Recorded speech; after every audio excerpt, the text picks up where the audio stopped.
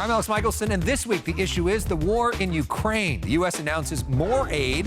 What does that money do? And is there an end date in sight for the war? With us from the White House lawn, John Kirby of the National Security Council. Then the issue is Ron DeSantis in California, the Florida governor selling books, raising money, and potentially starting a presidential run. Seema Mehta, the LA Times, joins us with their new poll results. Then the issue is homelessness. We travel to San Diego to talk with Mayor Todd Gloria about the new approach he wants the state to implement. The issue is starts right now. Broadcasting across California, you're watching The Issue Is. And welcome to The Issue Is. I'm Alex Michaelson. You see John Kirby there standing by. This week, a status update from Ukraine. A week after President Biden visited Kyiv, the White House announcing $400 million more in aid for Ukraine. At the end of the week, President meeting with the German Chancellor to talk strategy. With us from the White House is John Kirby. He is the National Security Council Coordinator for Strategic Communications at the White House, which is one of the longest titles in Washington history. Translation, he's a big deal. He's been serving our country for decades. Welcome to The Issue Is for the first time, and thank you for your service. Well, good to be with you, Alex. I'm looking forward to this. All right, so we are more than a year into the war, and sort of the big question is, what is the state of the union of Ukraine? Where are we at, and what is that extra money that we're now sending there going to do? Well, we have been trying to support Ukraine in the battlefield here since the beginning of the war, and the package that we announced today is just the most recent one. And what this package today will do will give them some additional rockets and artillery shells, ammunition that they need for the fighting in the weeks and months ahead. It's been a brutal year, obviously, for the Ukrainian people. But when you look at what they've been able to accomplish in that year, recovering more than 50% of the territory that Russia took in the first weeks and months of this war, the Ukrainians have won it back. And they expect that there's going to be heavy fighting here in the spring when the weather gets better. And we want to make sure that they're ready for that. You know, the president meeting with the German Chancellor this week. Do you think that Europe is paying its fair share in all this? Europe has contributed mightily to the effort to support Ukraine. First of all, our NATO allies have really stood strong together to shore up that eastern flank of the alliance, and all of them, in one way or another, are contributing to support to Ukraine independently of the alliance, of course. But there's terrific solidarity across the continent. The president last week, as you noted, was in Poland. He was in Kyiv to meet with President Zelensky, and he came away from that trip convinced that allied unity remains resolute, remains determined. And we're going to need it to be as we face difficult weeks and months ahead. You know, you've heard from critics. There are folks who say, look, we feel for the people of Ukraine, but we've got, for example, thousands of homeless on the streets of California. We can't afford to take care of our own people. Why are we spending so much money in another country? What do you say to those people? I think when you look at what's happening in Ukraine, there's a couple of things. Number one, it's the very idea of independence, Alex, and that's something that all Americans can get behind. We all understand what it's like to have to fight for your independence, to fight for the very existence to be a country. That's what's facing the Ukrainian people right now. So that's an ideal that all of us Americans understand. Number two, this war has absolutely had an effect on the American people. If you look at the price of gas, if you look at inflation, this war has contributed to cost prices around the world. Not that that is by any measure the most extreme consequence of this war. The most extreme consequence is the slaughter of innocent Ukrainian men, women, and children, as well as millions being flung into refuge. And then the last thing I'd say is, and I think the American people understand this, that if we just walk away from this, if we just say that's it, and we let Putin take all of Ukraine, where does it end? What's next? And I can guarantee you that if he just gets away with this, the cost in blood and treasure, not just to the United States and Americans, but to so many of our allies and partners, will be exorbitantly much higher than the cost that has been expended to keep Ukraine in the fight and to keep them in that fight successfully.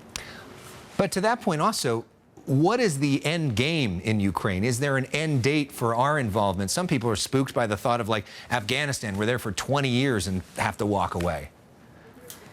Today could be that date. If Mr. Putin would do the right thing and pull his troops out of Ukraine, where they have no business being in the first place. Now, clearly, he shows no signs of being willing to do that. So we got to make sure that we continue to support Ukraine, make sure they're successful on the battlefield, so that if and when President Zelensky is ready to sit down and negotiate, that he can do so from a position of strength. We'd all like to see this war end as soon as possible. And the Ukrainians, no less of anybody, wants to see it want to see it over. But we've got to make sure that we put President Zelensky and the Ukrainians in the best position possible. So, I mean, is that sort of an indefinite commitment? Nobody knows how long this war is going to go on. I'd be foolish if I tried to give you a date certain, Elex, or give you a target. We all would like to see it end today. We'd all like to see it end as soon as possible. But ultimately, that's going to be up to President Zelensky to determine. And as President Biden has said, as all the G7 leaders have said, we're going to have to stay at this. We're going to have to continue to support Ukraine so that if and when they can get to the negotiating table, President Zelensky can succeed in that the way his troops have been succeeding in the field. We want to talk about another foreign policy hotspot, which is in some ways related to Ukraine as well, which is China. They've tried to get involved with some of that. There's been controversies over their spy balloon, questions over COVID's origin recently. More broadly, though, how would you describe the state of the U.S. relationship with China right now? Are we in sort of a Cold War? No, not at all. And there's no reason that it should get to a Cold War sort of environment. We consider our relationship with China, which is, quite frankly, the most consequential bilateral relationship in the world right now, as a strategic competition. And it's a competition that President Biden believes we can win. We've got the innovation, we've got the ingenuity, we've got the industry here in the United States. We can win this competition. We don't seek a conflict with China, and there's no reason for these tensions. And there are tensions in the relationship. You mentioned just a few of them. There's no reasons for those tensions to devolve into some kind of conflict. You know, some on the right have questioned the U.S.'s stance towards China. Here's Republican presidential candidate Nikki Haley on Fox News Sunday recently. And it's time for us to stop being reactionary to China and start actually being aggressive and letting China know what we expect of them. How do you respond to that? And what do we expect of China? I would encourage anybody who has those kinds of opinions about how we're handling the challenge of China to take a look at what we've done over the last 2 years in this administration. Take a look at our national security strategy, which prioritizes this competition with China. Take a look at our national defense strategy, which calls China the pacing challenge of the Defense Department. Take a look at the additional resources, economic and military, that we've put in the Indo-Pacific. Take a look at the way the president has prioritized our alliances and partnerships, not just in Europe, of course, with the war in Ukraine, but in the Indo-Pacific, where 5 of our 7 treaty alliances reside. Elex, we're confident that we have taken on the China challenge with forethought, with a deliberate policymaking approach, and with a measured approach to managing this strategic competition responsibly. That's where the president wants to be. That's where we've been. And I can assure you that that's where we're going to stay throughout this administration. Let's talk a moment about you. We see you in the briefing room all the time. You're one of the main faces of the administration. You were first commissioned in the Navy back in 1986. You served 28 years in uniform. You were the Pentagon spokesman. You've served multiple presidents, multiple defense secretaries.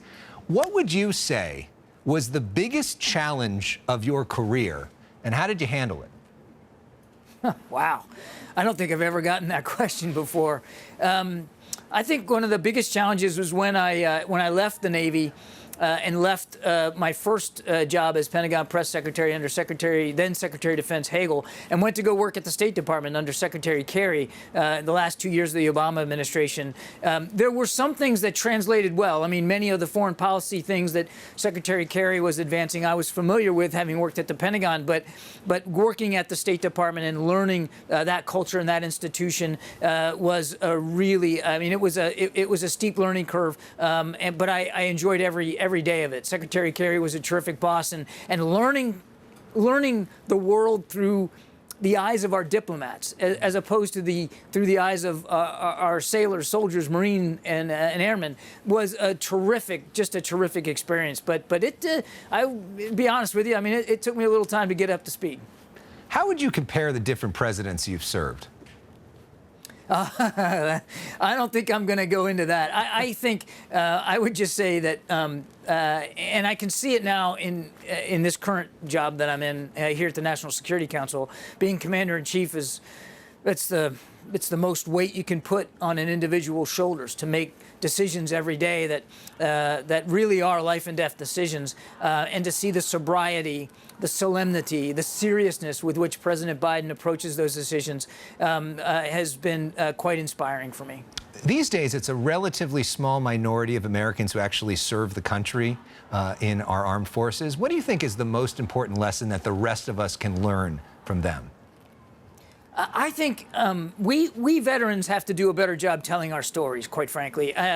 You're right, a very small percentage, because it's an all-volunteer force, have served. And we got to make sure that we don't allow the military to become sort of an insular community, something apart from America. I mean, if you were to go to the Pentagon today with me and you approached, I don't know, 10 different people working there in uniform, I guarantee you that the majority, probably 8 or 9 out of those 10, would tell you that they had a family member who either was serving or have served. My grandfather was on a battleship in World War I. My father was on an aircraft carrier in the 1950s. All my brothers, all 4 of them, all 5 of us, my dad made us join the military, so we all had service. That is a wonderful thing. My son is a naval officer right now, as a matter of fact, on a destroyer.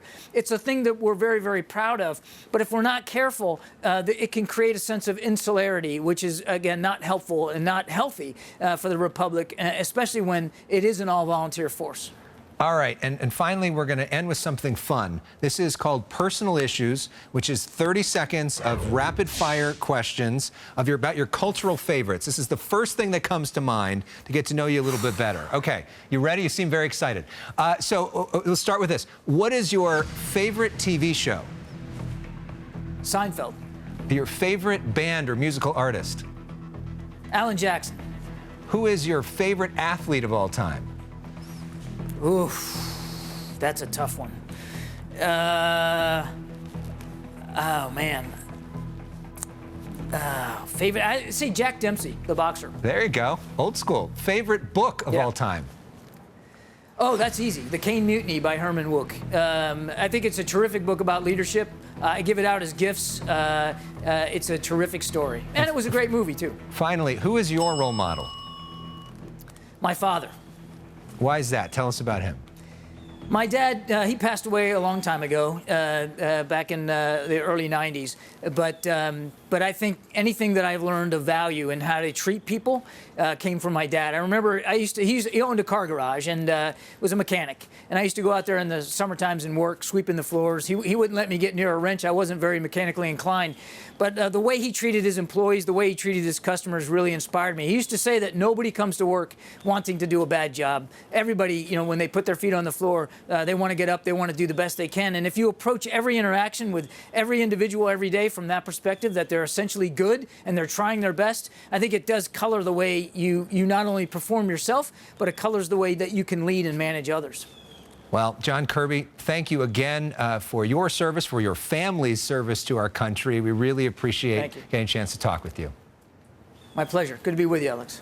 Up next, the Florida governor comes to California, but we go to break with music from The Killers and the Above Los Angeles page taking us above downtown LA. Check out the snowy mountains. What a shot.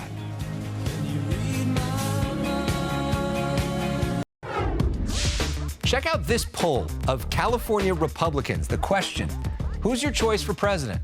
Ron DeSantis, the Florida governor, leads with 37%. Donald Trump in second at 29%. Nikki Haley, who just actually jumped into the race, is at 7%. Liz Cheney at 4%. Probably not going to win Liz Cheney. Seema Mehta's team at the LA Times sponsored that poll with UC Berkeley IGS. Seema, welcome back to The Issue Is. Great to see you.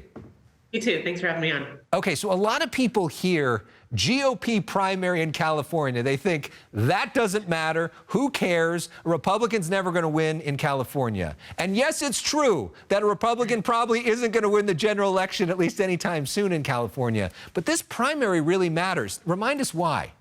Absolutely, because even though California is an overwhelmingly Democratic state, it still has more Republican voters than any other state in the nation, millions and millions of them. And California's primary is taking place pretty early next year in March on Super Tuesday. So because there are so many Republican voters in the state, California has the largest delegation at the Republican National Convention, where the Republican Party will nominate their nominee. California will have 169 delegates. So the candidate, assuming that the race is still competitive by March, which it likely will be, the candidate who can sweep up a lot of these delegates in California will have a big edge going into that contest. which is why we're probably going to see campaign events in California and get to know these candidates a lot. Ron DeSantis sort of starting that process this weekend, heading to the Reagan Library. He's doing a fundraiser. Let's show that poll again. It shows DeSantis leading Trump.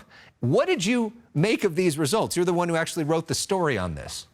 Sure. I mean, it's really interesting because we asked a similar question about 6 months ago. And 6 months ago, Trump was leading DeSantis by roughly the same amount that DeSantis is now leading Trump by. Where DeSantis has seen a lot of growth is among college-educated voters, wealthier voters, even among voters who supported Trump in 2020, that he's lost a substantial number of them to DeSantis. So, I mean, there's a couple different explanations. I mean, DeSantis has really been in the news a lot, whether it's his battle with Disney or, he has a new book out. He's, traveling to various blue states, to argue that my policies in Florida are better. Do you think that Gavin Newsom promoting Ron DeSantis so much in California has actually helped Ron DeSantis's poll numbers in California? I mean, I think both of them use each other as a foil because, the two states' policies on issues like the pandemic, abortion, immigration, education, there are big contrasts there, but also the two of them seem to sort of like poking at each other. And in fact, one of the more interesting exchanges, DeSantis is talking about, Newsom's hair gel, and Newsom is challenging DeSantis to his debate and saying, I'll bring my hair gel, you bring your hairspray. It's interesting watching the two of them interact. And they're sort of the next generation, and both of them would probably prefer that Biden and Trump got off the stage so they could be the star now, even though they don't say that publicly. So there is a new poll out about Governor Newsom from Quinnipiac. Let's put that one up on the screen. California voters were asked, should Gavin Newsom run for president? 70% say no. Only 22% say yes. I mean, I think it reflects a couple things. People in California, there is a level of frustration about issues like homelessness. And also, I do think among Democrats, there's some concern about how, even if they personally like Governor Newsom, there's some concern about how he'll play in other parts of the country, which are not like California, the Midwest, that kind of thing.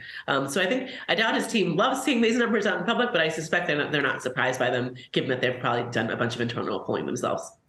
Yeah, and meanwhile, Biden's numbers are up a little bit. It's still not great, but up some. I mean, his approval numbers are up a little bit, but what's interesting is the exact same share that approve of him do not want him to run again.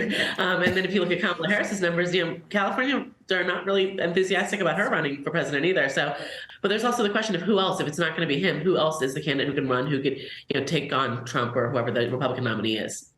All right, Seema Mehta and her beautiful artwork. Thank you so much. Great to see you.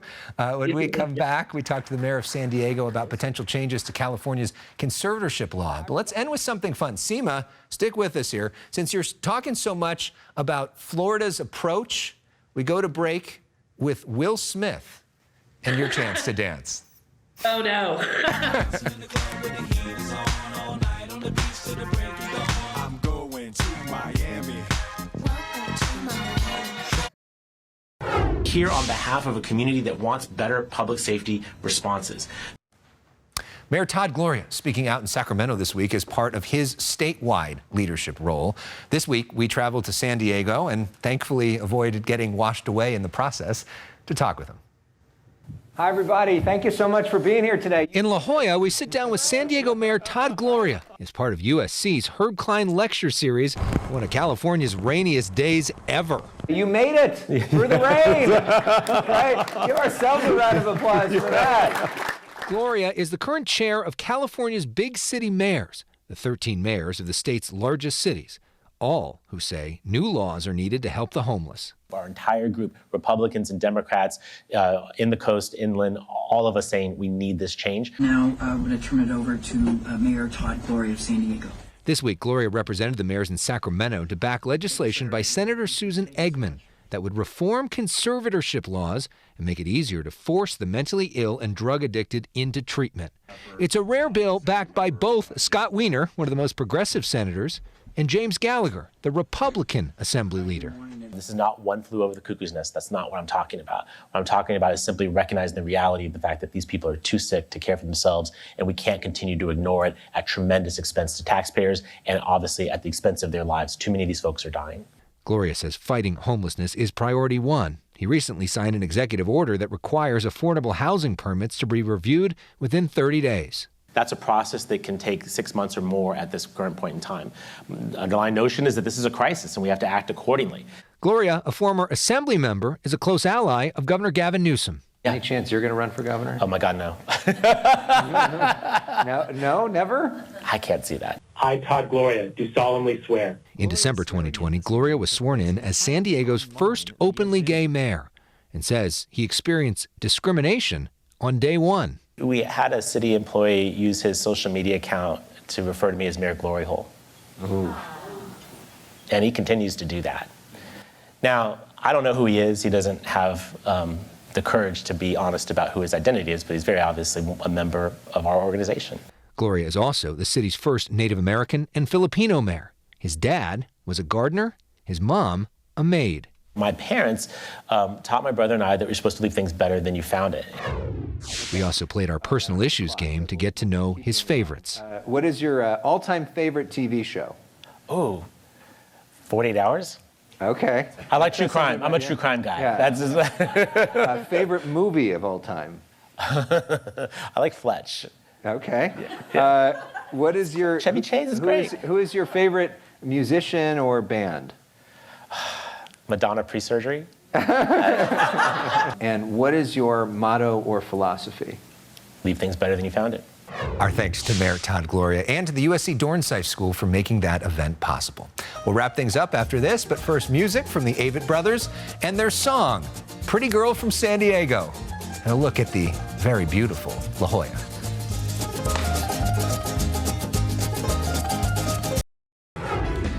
Next week, the issue is the state of Hollywood on Oscars weekend. Elizabeth Wagmeister of Variety and podcaster Steve Mason will be here in studio. Thanks for watching this week. We end with a look at our state's spectacular snowfall. Here's music from Green Day and the above Los Angeles taking us above Dodger Stadium with the snow-capped mountains. This is one of his best shots ever. See you next week.